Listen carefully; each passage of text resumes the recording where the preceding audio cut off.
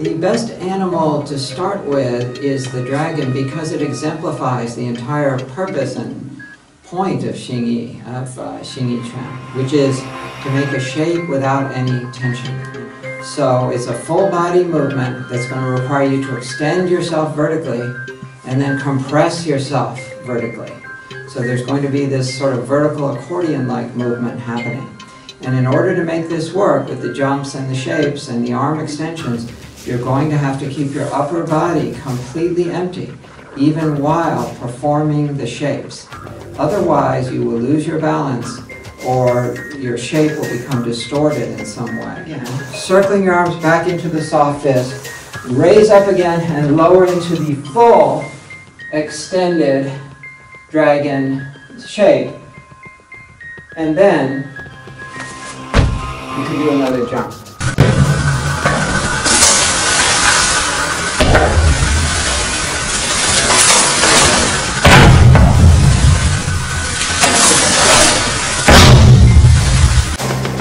The chicken is one of the very best animals to have in the early part of your training, in the early part of a given practice session. The reason is that it activates your feet, and the energy, the internal energy always arises from the feet. It will charge up your feet so that when you do the quiet standing segment that follows every line of technique practice, you will feel your legs just humming, throbbing, vibrating with power if you do the chicken right.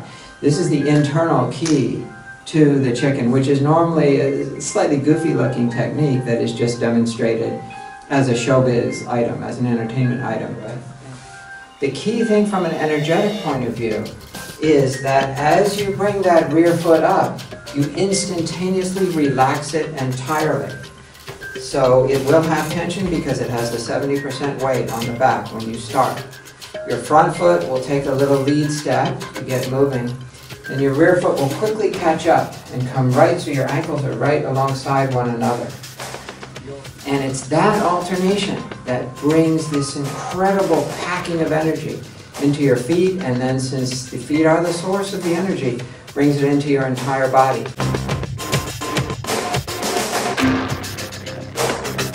Single cardinal line, for example, east to west, and then you're going to make your complete revolution on that squat so that you're facing your original direction, then your back move, then your front strikes.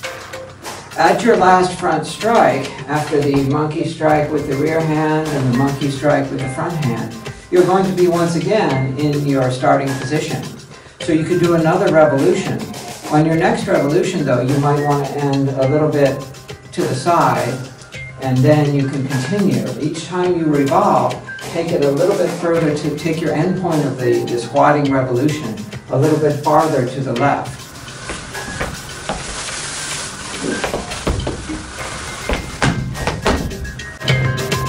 The horse is, in two variations, is one of the best movements for charging what I call the cestus region, which is the area of basically your forearm, including your wrist, the palm of the hand and the back of the hand and the fingers. This entire unit from elbow to fingertips is what we're going to concentrate on when working on the horse.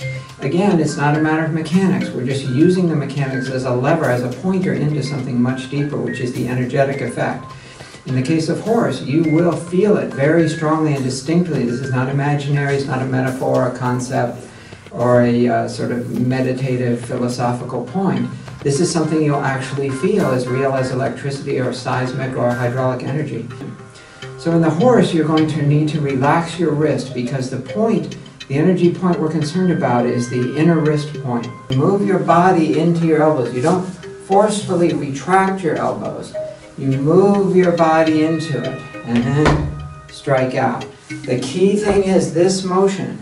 The first motion of moving into it and turning. That's when, if you relax this cestus area, you will feel this bristling charge all through the wrist.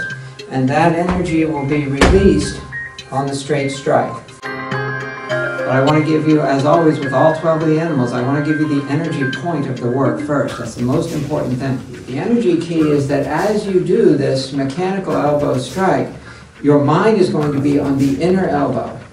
Put your mind right at the meat, just above the center line of the arm, so just a little bit outward, on the inner elbow. This is an energy point. And if you keep your mind here as you do each strike, you will find a gigantic charge of energy filling the shoulder and upper arm down to about the mid-forearm every time. So this whole sort of bear strike zone is going to be packed with energy because you've kept your mind in the right place. The tiger is paired with the eagle in this teaching, and it contains what probably is the most profound point that you can experience with these animals to transition from one energy level to another. And that is the idea of the clawback, what I call clawback. There's a Chinese term my teacher used for that, ding zhua.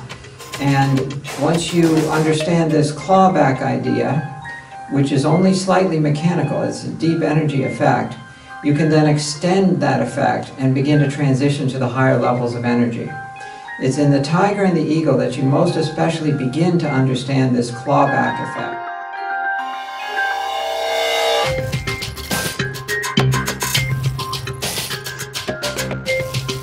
Over time, as you layer up more and more training experiences of having this soft wave, this hidden energy go through you, you will begin to develop a permanent charge so that you're able to hold the charge and your body is pre-charged all the time, which gives you an energetic baseline that the full wave or the soft or the hidden energy then rides on. So it amplifies, it kind of surges out of that baseline.